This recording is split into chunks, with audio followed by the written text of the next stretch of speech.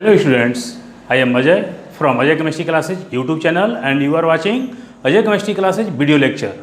Students, watch this video till the last and share this video more and more for those students who are not able to afford coaching classes.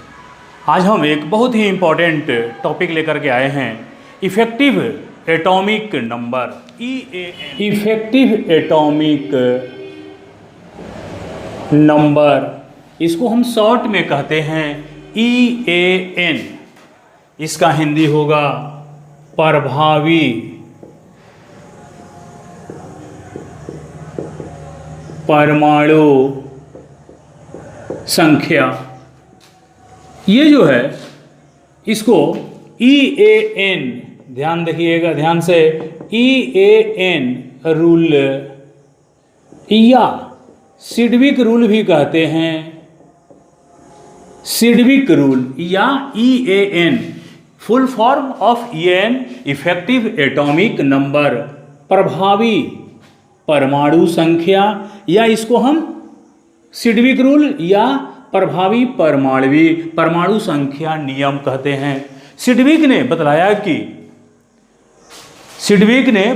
कि coordination compound में central metal atom या central metal ion ligands के द्वारा तब तक electron ग्रहण करते हैं, लिगेंड इलेक्ट्रॉन देते हैं, तो लिगेंड के द्वारा डोनेट किए गए इलेक्ट्रॉन को सेंट्रल मेटल आयन या सेंट्रल मेटल एटम ग्रहण करते हैं, तब तक ग्रहण करते हैं, लगातार तब तक ग्रहण करते हैं जब तक कि सेंट्रल मेटल एटम के पास परमाणुओं की कुल संख्या तथा लिगेंड के द्वारा डोनेट किए गए कुल इलेक्ट्रॉनों की संख्या का योगफल अगले नोबेल गैस कॉन्फ़िगरेशन के बराबर हो जाए। यहाँ पर आप देखेंगे effective atomic number EAN equal to एक बहुत ही इम्पॉर्टेंट टॉपिक है और बहुत ही आसान है। यहाँ पर effective atomic number equal to क्या होता है? ये होता है आपका atomic number minus oxidation state, याद कीजिए oxidation state OS plus coordination number multiply 2। ये ध्यान रखिएगा, यहाँ OS जो है ये आपका OS क्या है? OS है आपका ऑक्सीडेशन स्टेट, या इसी को हम ON भी बोलते हैं। ON क्या पढ़ाए हैं इसको? Oxidation number. आप देखिए ये CN कोऑर्डिनेशन नंबर,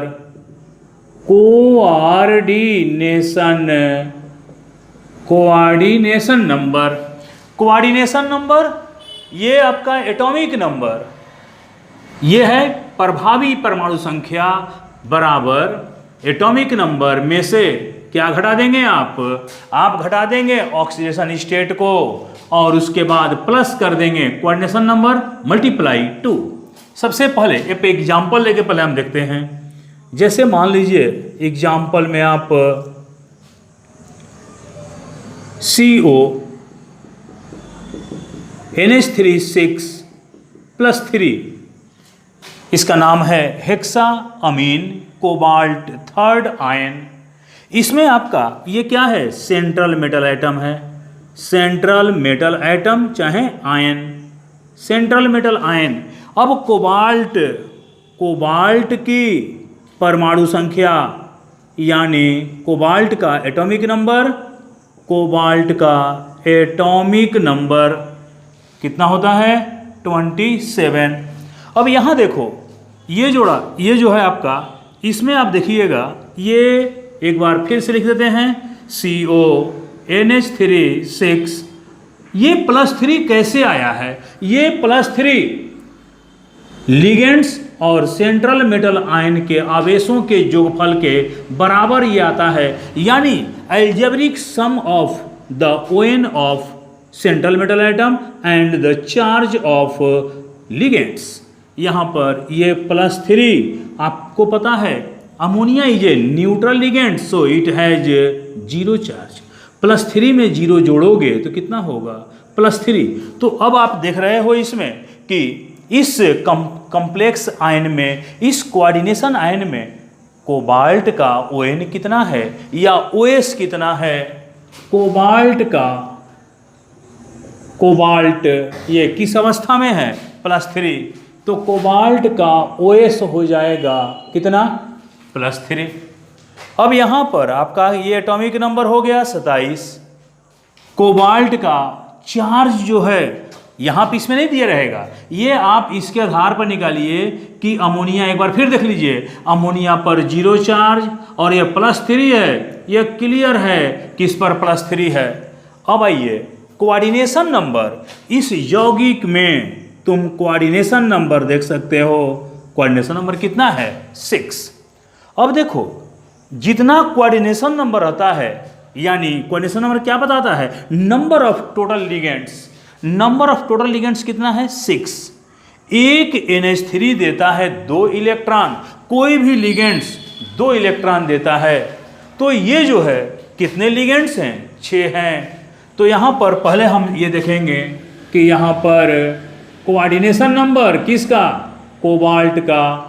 कोबाल्ट का कोऑर्डिनेशन नंबर कितना है 2, तो इसलिए therefore EAN equal to EAN atomic number कितना 27 माइनस ऑक्सीडेशन स्टेट, कोबाल्ट का ऑक्सीडेशन स्टेट कितना है +3 यानी 3, और ये देखिए कोऑर्डिनेशन नंबर 6, और क्या करेंगे 2 से मल्टीप्लाई कर देंगे। 27 में से 3 गया 24, 6 दूनी 12, कितना हो गया 36, और 36 जो है ये आपका किसका होता है क्रिप्टन, ये जो है आपका, यानी इसका अगला नोबेल गैस कॉन्फ़िगरेशन कितना होता है, नोबेल गैस कॉन्फ़िगरेशन जो है ये 36 आ गया। इसका मतलब है कि इस कॉम्प्लेक्स आयन में कोबाल्ट का प्रभावी परमाणु संख्या कितना है 36, और ये 36 आपको पता है क्रिप्टन का क्या है परमाणु संख्या। तो ये जो है अपने अगले नोबेल गैस कॉन्फ़िगरेशन में कन्वर्ट हो गया। तो आप इस कह सकते हैं कि इस यौगिक में कोबाल्ट का EAN 36 है। अभी और एग्जाम्पल देते हैं, तब तक आप इसके, जैसे पोटासियम हेक्सासियानोफेरेट सेकेंड, इसमें हम देखेंगे यहाँ पर सेंट्रल मेटल कौन है Fe है। इसका हम पहले चार्ज देख लेते हैं, चार्ज K4 FeCN6, ये एक पोटेशियम पर +1, तो 4 पोटेशियम पर +4, ये +4 ये साबित करता है कि इस पर -4 है। अब आइए, अब आते बात कि -4 कैसे आया। अब इसको आप भूल जाइए, इस चीज़ को भूल जाइए। अब यहाँ देखो 1 साइनाइड -1, 6 साइनाइड -6, क्या जोड़ोगे -6 में कि -4 आ जाए +2। अब देखिए, अब आपका पूरा ये क्लियर हो गया कि ये जो है यहाँ पर आयरन का ON कितना है +2, कोऑर्डिनेशन नंबर कितना है, ये देखिए Fe+2 का OS +2, Fe+2 का कोऑर्डिनेशन नंबर 6, Fe का एटॉमिक नंबर कितना 26, सो EAN कितना होगा, ये हो जाएगा तुम्हारा एटॉमिक नंबर कितना 26 माइनस आयरन का ऑक्सीडेशन स्टेट कितना है 2, +2 नहीं लिखना है क्योंकि फार्मूला ही है effective atomic number equal to atomic number minus oxidation state plus coordination number multiply 2। तो यहाँ पर 26 माइनस 2 और उसके बाद कोऑर्डिनेशन नंबर 6 और 6 मल्टीप्लाई कितना है, कोऑर्डिनेशन नंबर मल्टीप्लाई 2 है। 26 में से 2 गया 24, 6 दूनी 12, कितना हो गया 36। ये देखिए फिर ये आ गया क्या, क्रिप्टन। अब देखो यहाँ पर कॉपर, जरा कॉपर को देख लो। पहले हम कॉपर का चार्ज निकाल लेते हैं। ये जो है Cu NH3 का 4 SO4, ये सल्फेट आयन है। इस पर पता है -2 चार्ज। ये -2 चार्ज से क्लियर हो गया कि इस पर है +2 चार्ज, तभी तो ये +2 -2 कितना 0। तो अब यहाँ पर आप इसको भूल जाओ, थोड़ी देर के लिए इस चीज़ को भूल जाओ। अभी कितना चार्ज है +2, इस पर निकालना है। पता है ammonia is neutral ligand, so it has 0 charge. तो फिर यहाँ पर ये +2 जो आया है ये 0 से नहीं आया होगा ना, निश्चित तौर पर यहाँ पर कॉपर पर कितना चार्ज है +2। तो +2 और 0 मिल करके हो गया ये +2। अब यहाँ पर कोऑर्डिनेशन नंबर, कॉपर का कोऑर्डिनेशन नंबर 4 और कॉपर का ON कितना है OS +2। कॉपर का एटॉमिक नंबर कितना होता है 29। कॉपर +2 का OS या ON कितना है +2 यानी 2। और कोऑर्डिनेशन नंबर ये देखिए, कॉपर +2 का कोऑर्डिनेशन नंबर कितना है जी 4। इसलिए effective atomic number equal to कितना है, ये कॉपर का atomic number 29 minus oxidation state plus coordination number कितना है 4 और फार्मूला में क्या है 2। आप पूछ सकते हैं कि ये 2 से मल्टीप्लाई क्यों किया गया है, क्योंकि एक लिगेंड 2 इलेक्ट्रॉन डोनेट करता है। तो यहाँ पर कितने लिगेंड है 4 लिगेंड है। तो यहाँ पर कितना इलेक्ट्रॉन देगा 4 × 2। आप इसको लिगेंड नहीं मानेंगे, याद रखिएगा लिगेंड वही है जो कोऑर्डिनेशन स्फीयर में सेंट्रल मेटल आयन के साथ डायरेक्टली कोऑर्डिनेट बॉन्ड के द्वारा जुड़े रहते हैं, डेट इज कॉल्ड लिगेंड्स। अब यहाँ पर ये हो गया क्या, ये हो गया 27 और ये 8 कितना 35 किसी का नहीं है, 36 रहता तो क्रिप्टन हो जाता। अब आइए, यानी इस tetra amine copper second sulphate में इसका कॉपर का जो क्या आया इफेक्टिव एटॉमिक नंबर कितना है 35। अब यहाँ देखो ये इसका नाम क्या है टेट्रा कार्बोनिल निकिल। ये कोबाल्ट नहीं है, ये जो है कार्बन मोनोऑक्साइड है। इसको हम कोऑर्डिनेशन कंपाउंड में क्या पढ़ते हैं कार्बोनिल, टेट्रा कार्बोनिल निकिल 0। ये देखिए इसका मतलब क्या है, ये देखिए यहाँ पर 0, ये न्यूट्रल लिगेंड, ये जब न्यूट्रल लिगेंड है यहाँ 0 है तो इसका भी चार्ज 0। इसको ऐसे भी लिख सकते हो, ऐसे भी लिख सकते हो, ये 0 तो ये 0। तो यहाँ पर सबसे पहले निकिल का एटॉमिक नंबर हम जानते हैं कितना 28। निकिल का ऑक्सीडेशन स्टेट कितना 0। निकिल का कोऑर्डिनेशन नंबर कितना 4। इसलिए इफेक्टिव एटॉमिक नंबर कितना है, एटॉमिक नंबर 28 और OS कितना, OS है आपका 0, कोऑर्डिनेशन नंबर 4 × 2 28 और ये 4 दूनी 8 कितना हो गया 36। ये हो गया क्रिप्टन। ठीक है, तो इस तरह आप किसी भी यौगिक में, आप किसी भी कोऑर्डिनेशन कंपाउंड में, किसी भी कॉम्प्लेक्स कंपाउंड में, किसी भी कॉम्प्लेक्स आयन में, चाहे वो कटायनिक हो या एनायनिक हो या न्यूट्रल हो, you can easily calculate the effective atomic number of any central metal atom. तो आप इसका पहले स्क्रीनशॉट ले लो।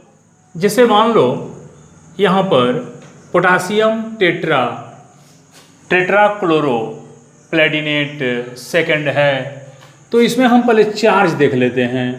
K2 Pd Cl4 ये +2 है, एक पोटेशियम पर +1, 2 पोटेशियम +2 तो क्लियर है, -2 यहाँ, एक क्लोरीन -1, 4 क्लोरीन -2 -4। तो यहाँ पर क्या करो, क्या जोड़ोगे कि -2 हो जाए। तो प्लेटिनम का यहाँ पर सबसे पहले प्लेटिनम का एटॉमिक नंबर होता है 46। प्लेटिनम का ऑक्सीडेशन स्टेट कितना, +2। कोऑर्डिनेशन नंबर कितना, प्लेटिनम का कोऑर्डिनेशन नंबर 4। क्यों? क्योंकि यहाँ प्लेटिनम जो है 4 लिगेंड से जुड़ा है, इसलिए इफेक्टिव एटॉमिक नंबर क्या होगा। पहले हम लिखेंगे प्लेटिनम का एटॉमिक नंबर, फिर उसके बाद ये जो OS है कितना है, 2। फिर उसके बाद कोऑर्डिनेशन नंबर कितना है, 4 × 2, ये कितना हो गया 44, और ये हो गया 8 52। यहाँ कोई नोबेल गैस नहीं आया, यानी इस कंपाउंड में प्लेटिनम का इफेक्टिव एटॉमिक नंबर, प्रभावी परमाणु संख्या कितना आ गया, 52। अब यहाँ देखो पोटासियम टेट्राआयोडो मर्क्यूरेट सेकंड में हम पहले इसका चार्ज पता कर लेते हैं।